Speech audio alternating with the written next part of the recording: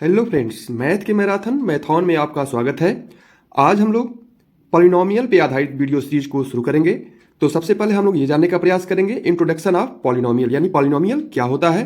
तो जैसा कि आपको ये दिख रहा है स्क्रीन पे, पॉलिनोमियल, पॉली मीन्स होता है बहुत सारा, यानी बहुत सारा। अब ये बहुत सारा क्या होना चाहिए? टर्म होना चाहिए। अब क्या टर्म होना चाहिए, टर्म क्या होता है, अभी आपको बताया जाएगा। तो सबसे पहले हम लोग देख लेते हैं पॉलिनोमियल का डेफिनेशन क्या है। जैसा कि यहाँ पे लिखा है, an algebraic expression consisting of one or many terms involving powers of the variable. यानी कहने का मतलब ये है कि ऐसा algebraic expression, algebraic mean, algebra means वही वेरिएबल्स का रिलेशन। तो एक ऐसा स्ट्रक्चर जिसमें वेरिएबल्स हो, कांस्टेंट हो, वेरिएबल की पावर हो और बहुत सारे टर्म्स हों। जैसा टर्म किसे कहते हैं, देखिए ध्यान से, प्लस और माइनस। जैसे यहाँ पे माइनस दिख रहा है ना, वैसे ही प्लस या माइनस से जो भी मैथमेटिकल एक्सप्रेशन कह लें, अलग अलग लिखा जाता है, वह एक सिंगल टर्म के रूप में काम करता है या बिहेव करता है। जैसे यहाँ पे ए एक्स पे पावर एन है, फिर आ गया प्लस बी एक्स पे पावर एन माइनस वन। इसका मतलब ये हुआ कि एक टर्म ये हो गया, एक टर्म ये भी हो गया। यानी जितनी प्लस और माइनस से कोई स्ट्रक्चर, मैथमेटिकल स्ट्रक्चर अलग अलग रूप में लिखे जाते हैं, वही आपका टर्म कहलाता है। अब यहाँ पे आपको ध्यान रखना है कि पॉलिनोमियल का जो स्टैंडर्ड फॉर्म है, जो आपको हमेशा फॉलो करना होता है और कहीं भी लिखना होता है, उसी रूप में लिखा जाता है। वो क्या रूप है, जरा ध्यान से सुन लीजिएगा। जैसे यहाँ पे आपको दिख रहा है, ए एक्स पे पावर एन, बी एक्स पे power n minus one plus c x पे पावर एन माइनस टू। यानी हम देख रहे हैं क्या, वेरिएबल का जो पावर है वो डिक्रीजिंग ऑर्डर में होना चाहिए, और अगर डिक्रीजिंग ऑर्डर में नहीं है तो इंक्रीजिंग ऑर्डर में होना चाहिए। कहने का मतलब है या तो पावर डिक्रीजिंग ऑर्डर में हो या तो पावर इंक्रीजिंग ऑर्डर में हो। जैसे फॉर एग्जांपल सोच लीजिए, आपके पास एक अलजेब्रिक स्ट्रक्चर है। तो यहाँ पे आपको दिख रहा है एक्स पे पावर 7 है, फिर एक्स पे पावर 2 आ गया है, फिर आपका 3x पे पावर 5 आ गया है। तो यहाँ पे ये दिख रहा है कि वेरिएबल्स का जो पावर डिस्ट्रीब्यूशन है टर्म के फॉर्म में, वो आपका अटेंडम है, यानी कब घट जा रहा है कभी बढ़ जा रहा है। तो ये आपका स्टैंडर्ड फॉर्म नहीं है। अब इसे स्टैंडर्ड फॉर्म में लिखने के लिए क्या करेंगे, ज़रा ध्यान से सुनिएगा। सबसे पहले ऐसे आप इम्प्लाइज दैट लिख दीजिए, और कभी कभी एग्जाम में स्टैंडर्ड फॉर्म लिखने के लिए आ जाता है। तो जरा देखिए, सबसे हायर पावर वाला पहले लिख लीजिए, 4x पे पावर 7 हो गया।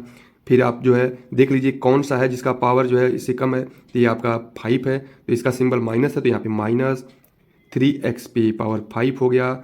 अब इसके बाद आप देख लीजिए, तो हमको लगता है ये है 6x स्क्वायर, तो ये प्लस है, तो यहाँ प्लस हो जाएगा, प्लस 6x स्क्वायर। फिर उसके बाद ये आ जाएगा आपका माइनस 9x, फिर आ जाएगा आपका प्लस 28। यहाँ पे मैं एक चीज़ आपको बहुत ही ध्यान देने वाली बात बताऊंगा, वो क्या है, जरा देखिएगा। यहाँ पे पावर तो एक्स पे पावर 7 है, तो समझ में आ रहा है। यहाँ पे एक्स पे पावर 5 समझ में आ रहा है, यहाँ पे भी समझ में आ रहा है, यहाँ पे एक्स पे पावर 1 समझ में आ रहा है। लेकिन यहाँ पे भी एक्स पे पावर है। आप कहेंगे वो कैसे? यहाँ पे अगर इंटू 1 सपोज कर लिया जाए, तो यहाँ पे आप इंटू लिख सकते हैं एक्स पे पावर 0। क्यों? क्योंकि हम जानते हैं किसी भी वेरिएबल हो या कोई कांस्टेंट हो, उसके ऊपर अगर पावर 0 रख दिया जाता है तो उसका वैल्यू क्या हो जाता है, बताइए, 1 हो जाता है। इसलिए आप ये दिमाग में रखेंगे। क्यों? कभी कभी ये पूछ लेता है एग्जाम में, find the coefficient of x to the power 0। अब आप देख रहे हैं इसमें कहीं एक्स पे पावर 0 दिख ही नहीं रहा है, तो आपको कंफ्यूजन हो सकता है। इसलिए हमने यहाँ पे आपको मेंशन करा दिया, ये अब आप दिमाग में ये रखेंगे। कभी कभी एग्जाम में कुछ अलजेब्रिक स्ट्रक्चर दे दिया जाता है और कहता है आइडेंटिफाई द पॉलिनोमियल्स, यानी आपको पहचानना होता है कि पॉलिनोमियल कौन है। तो सबसे पहले मैं आपको बता दूं, पॉलिनोमियल कोई भी अलजेब्रिक स्ट्रक्चर जिसके वेरिएबल का पावर, ध्यान से सुनिएगा, सिर्फ और सिर्फ वेरिएबल, सिर्फ और सिर्फ वेरिएबल, यानी वेरिएबल का अगर पावर पॉजिटिव हो, भिन्न के रूप में ना हो, समझ रहे हैं ना आप, यानी भिन्न के रूप में, यानी जैसे यहाँ पे हमने लिखा है रूट एक्स, तो रूट एक्स का मतलब क्या हो जाएगा, आप बताइए। अगर हम लिखते हैं रूट एक्स को, तो आप ये जानते हैं रूट एक्स प्लस 2 को आप सिंप्लीफाई करेंगे तो ये हो जाएगा एक्स पे पावर 1/2 प्लस 2। यहाँ पे पावर जो है भिन्न के रूप में हो गया। यानी अगर कोई भी अलजेब्रिक स्ट्रक्चर जिसके वेरिएबल का जो पावर हो अगर भिन्न के रूप में हो, निगेटिव के रूप में हो, जैसे यहाँ पे आप अगर सॉल्व करेंगे तो y प्लस y पे पावर -1 हो जाएगा अगर सॉल्व करेंगे। क्योंकि आप जानते हैं जब डिनोमिनेटर से न्यूमरेटर में जाए या न्यूमरेटर से डिनोमिनेटर में आए, तो कोई भी कांस्टेंट या वेरिएबल हो उसके पावर एक्सचेंज हो जाते हैं। अगर निगेटिव होगा तो पॉजिटिव हो जाएगा, और अगर पॉजिटिव है तो निगेटिव हो जाएगा। तो हम क्या बता रहे थे आपको कि अगर वेरिएबल के पावर भिन्न यानी फ्रैक्शन के रूप में हो, अगर वेरिएबल के पावर नेगेटिव हो तो उस केस में वह पॉलिनोमियल नहीं होता है, तो ये भी पॉलिनोमियल नहीं होगा। ये आप हमेशा दिमाग में रख लीजिएगा। अभी इसकी बात कर लेते हैं। तो हमने कहा वेरिएबल का पावर कांस्टेंट का नहीं, तो यहाँ पे आप देख रहे हैं तो यहाँ पे x पे पावर तो 1 है, +2 पे पावर आप कहेंगे तो 1/2 हमने लिख दिया। तो यहाँ पे वेरिएबल का पावर जो है पॉजिटिव है और फ्रैक्शन के रूप में नहीं है, इसलिए ये आपका पॉलिनोमियल होगा।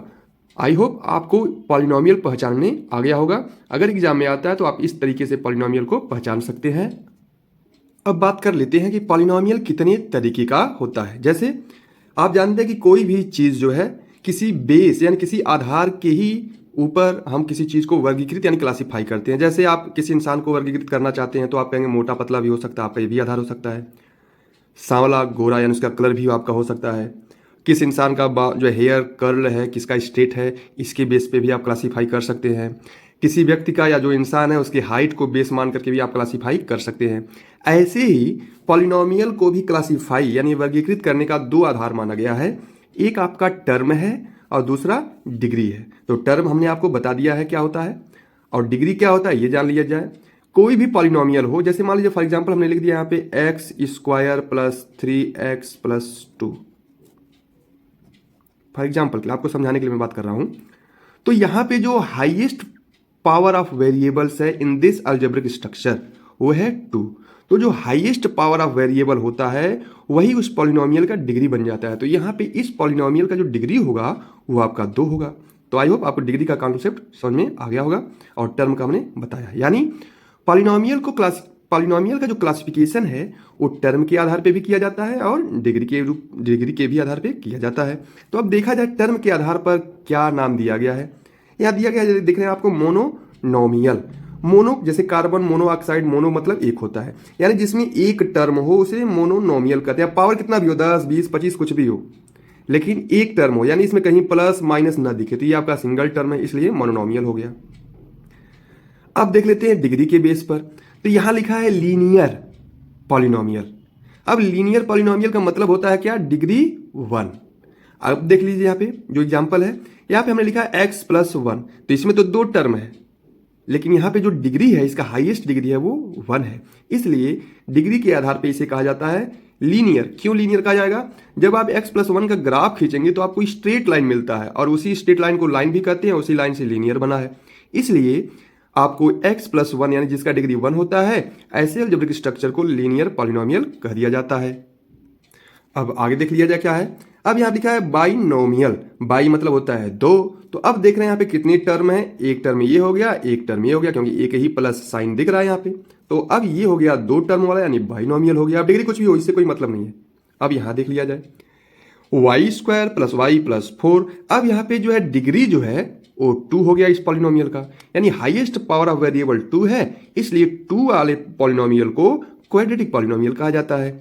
अब इसमें देख लिया जाए ट्राइनोमियल। ट्राई मतलब 3 होता है। अब यहाँ पे देख लीजिए बाई चांस जो है डिग्री भी 3 है, टर्म भी 3 है, तो आपको इससे कोई मतलब नहीं है, आपको बस ये देखना है कि कितने टर्म्स हैं। तो यहाँ पे दिख रहा है आपको एक साइन यहाँ पे माइनस है और एक साइन प्लस है, और इन दोनों साइन से कितने टर्म बन रहे हैं, 1 टर्म, 2 टर्म, 3 टर्म, इसलिए ट्राइनोमियल हो गया। अब बात कर लेते हैं क्यूबिक पॉलिनोमियल का।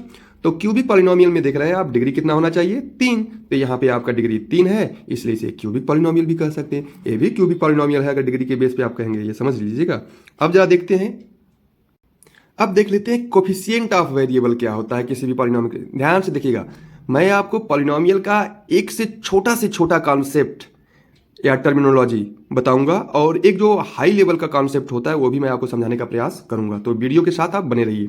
अब जरा ध्यान सुनिएगा, कोफिशिएंट ऑफ वेरिएबल। तो अब यहाँ पे मैंने एक पॉलिनोमियल लिखा है। अब आपको मैं कहूँ कि अगर टर्म्स के बेस पर आप इसे क्लासीफाई करोगे तो ये हो जाएगा आपका ट्राइनोमियल। अगर मैं आपको कहूँ कि इसे डिग्री के बेस पे क्लासीफाई करें तो इसी पॉलिनोमियल का नाम हो जाएगा क्वाड्रेटिक, क्योंकि इसका highest power of the variable 2 है।